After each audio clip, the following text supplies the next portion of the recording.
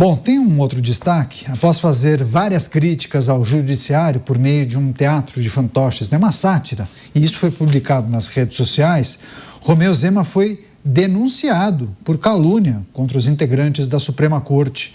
O Ministério Público Federal o acusa de atribuir falsamente a um magistrado a prática de crime de corrupção passiva ao afirmar que o decano trabalha a serviço de interesse privado em troca de vantagem indevida. O órgão pediu que o presidenciável pague uma indenização mínima, equivalente a 100 salários mínimos. Lembrando, né, dos vídeos que foram publicados pela pré-campanha de Romeu Zema, fazendo uma alusão a ministros da Suprema Corte e também a atuação do nosso judiciário.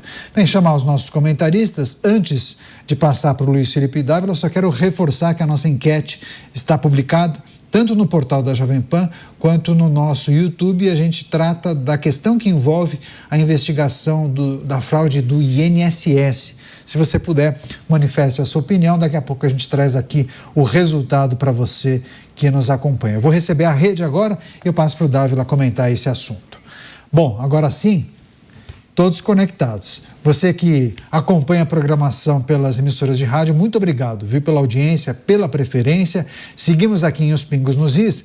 Romeu Zema, ex-governador de Minas, pré-candidato do Novo à presidência da República, acusado de calúnia após críticas ao judiciário, por meio daqueles vídeos, né, que ele postou, a pré-campanha acabou produzindo e ele postou em sua rede social. Chama o Luiz Felipe Dávila, que acompanhou, né, a série Os Intocáveis de Brasília.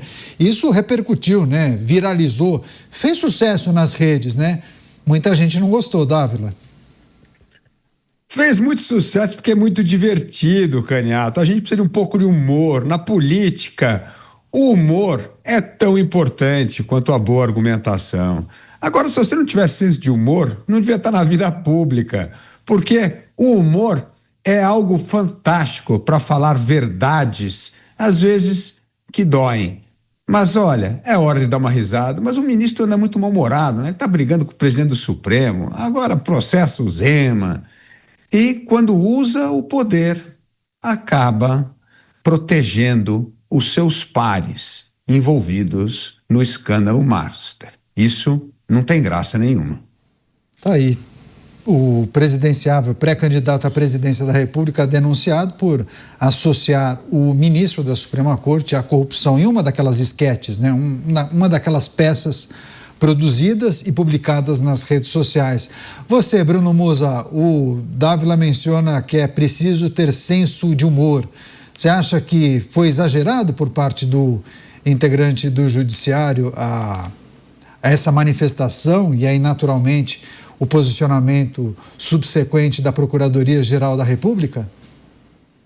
O senso de humor, pelo visto, não é muito bem visto no Brasil, né? Nós já vimos comediantes sendo censurados e calados em nome da democracia.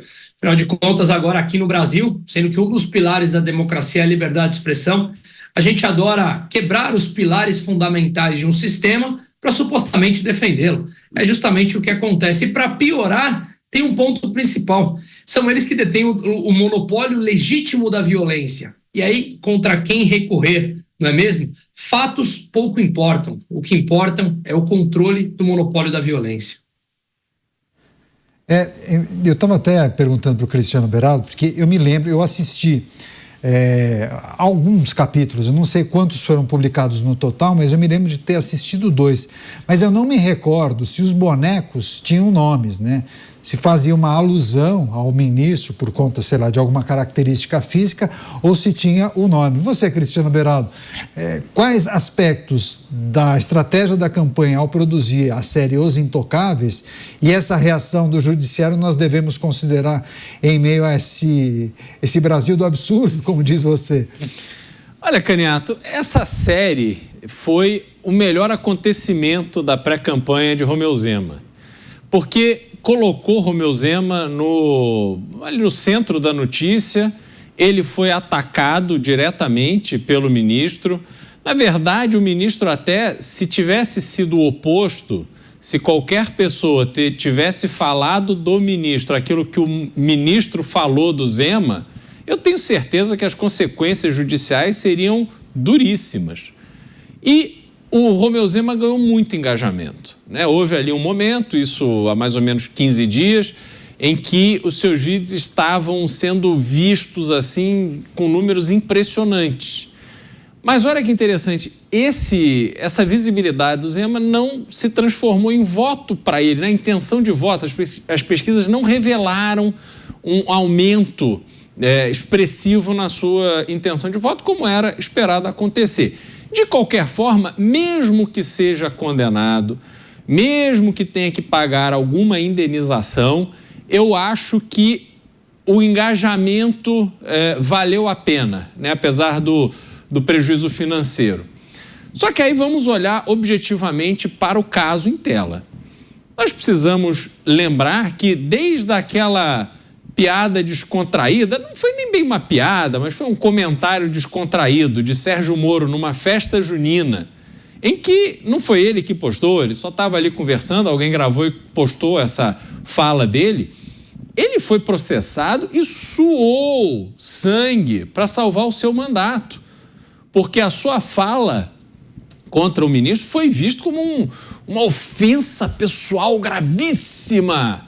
Só que nós temos que nos perguntar, será que qualquer cidadão brasileiro que é ofendido da mesma forma tem esse recurso? Vai poder defender a sua honra no judiciário e contar com esta visão tão generosa em relação ao ofendido? Ou será que na vida real nós somos ofendidos, esculhambados, muitas vezes não temos a oportunidade de responder e ficar tudo por isso mesmo? Porque sempre tem uma técnica que vem ali um elemento, um aspecto que você não pode mais entrar com a ação, que ação isso, que ação aquilo, não, porque o outro pode falar, e aí você perde tempo, gasta dinheiro com o advogado e não dá em absolutamente nada. Então, esse Brasil se consolida como um país completamente desigual. Há o Brasil nosso, das pessoas comuns, da vala comum, e há o Brasil dos intocáveis. E a gente precisa acabar com esses dois Brasis.